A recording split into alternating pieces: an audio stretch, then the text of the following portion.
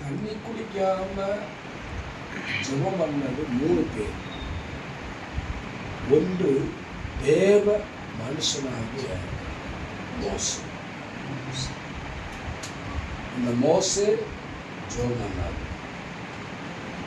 1 முறை அல்ல 3 முறை, 4 நாள்ல 3 முறை. ஆனால் ஒரு குட் நியூஸ் என்னன்னா, மோசையினுடைய அந்த உண்ணாமல் குசியாமல் குடித்த ஜெபத்துடைய பகுதியில் சீனாய் மலையில் ஆண்டவர் 10 கற்பனையை தந்தார். யாருக்கு? மோசையில கொடுத்தாரு. மோசே அவன் கீழே இறங்கி வரும்போது ஜனங்கள் விக்கிரகாரங்களை செய்ததுனால அதே அவனை என்ன பண்ணான்? பாருங்க, மலையிலிருந்து கீழே கல்லை கொண்டு வருவது ரொம்ப ஈஸி.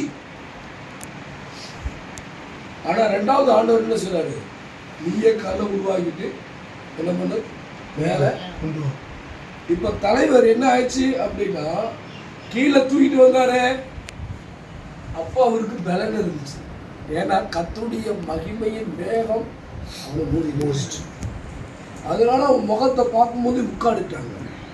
2வது பகுதி, இப்போ கல்லை தூக்கிட்டு என்ன பண்றது? மலை மேல. அது எவ்வளோ கடினம். அந்த கடினமான உபவாசத்துடைய பகுதியை மோசே செய்தார். 2வது முறை ஆண்டவர் அந்த வாக்கு தத்துவத்தை 10 கற்பனையை. இன்னைக்கு நாம 2.5 மணி நேரம் அல்லது 3 மணி நேரம் நாம தண்ணி குடிக்காம ஜெபம் பண்ணும்போது, உண்ணாம புசியாம ஜெபம் பண்ணும்போது, அஸ்திபாரத்துக்குள் இருக்கிற பொல்லாத பிசாசின் வல்லமைகள் அழியும். அப்ப நார்மலா பண்ற உபவாசத்துக்கும் இப்ப பண்ற உபவாசத்துக்கும் ரொம்ப முக்கியம். பாருங்க, ரொம்ப முக்கியமானது. 2வது பகுதி, யோனா நினைவே பட்டணத்துக்கு போய் அந்த ஜனங்களை பார்த்து 40 நாள் என்ன பண்ண போகுது? அழிய போகுது. 40 நாள் என்ன போகுது? அழியுது. அழிவை பார்த்து அவன் வனாந்தரத்தில் உட்கார்ந்தான். அழிவை பார்த்து என்ன நடக்குது, நினைவுக்குள்ள என்ன நடக்குது அப்படின்றத பார்த்துக்கிட்டே இருந்தான். ஆனா ஆண்டவர் அழிக்கல. இப்ப என்ன பார்க்கணும்? அழிக்கல.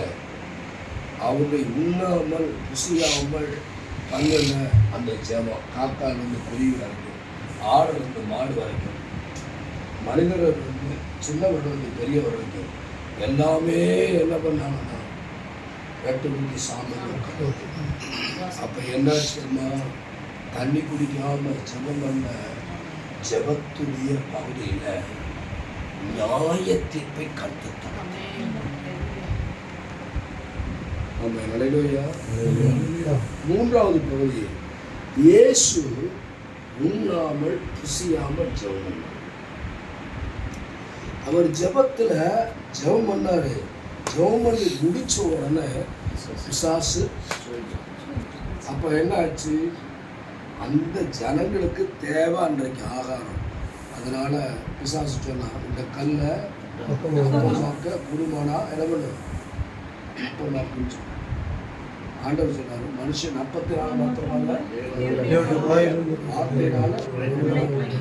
2வது சோதனை, அந்த மக்கள் வேத அறிவு நிறைஞ்சவங்க. அதனாலதான் அவங்க என்ன பண்ணாங்க? ஏசப்பாங்க பிசாசு உப்பரில கொண்டு போய் வச்சுட்டு கால புதிய தூதர்கள் எழுதுவாங்க. ஒன்று வறுமையில பிசாசு அவங்கள சொல்லிட்டான். 2வது பகுதி வசனத்துல சொல்லிச்சான். 3வது பகுதி என்ன கவனிக்கணும்? உலகத்தினுடைய எல்லா மகிமையும் பிசாசு காமித்து கால சாஸ்திராங்கமா என்ன பண்ணுவோம்? அப்போ ஒரு வார்த்தை இயேசு சொன்னாங்க, அப்பாலே போ. அப்போ ரொம்ப முக்கியம், உபவாசத்துல கர்த்தர் மயக்கங்களை மாற்றுவார். உபவாசத்துல ஏசப்பா கண்ணுல பின்னாடி சில காலம் பிசாசு அவரை விட்டு விலகி இருந்தார் என்று வேதம் சொல்லுது. அப்ப இந்த தண்ணி குடிக்காம உபவாசம் ஒண்ணு என்ன நடக்குது, வெளிப்பாடு நடக்குது. ரெண்டாவது பகுதி அஸ்திபாரத்தை அசைக்குது. மூணாவது பகுதி எதிராளிய ஜெயிக்க வைக்குது. பிசாசு விலகி ஓடுகிறார். உண்மை நடைபெறியா?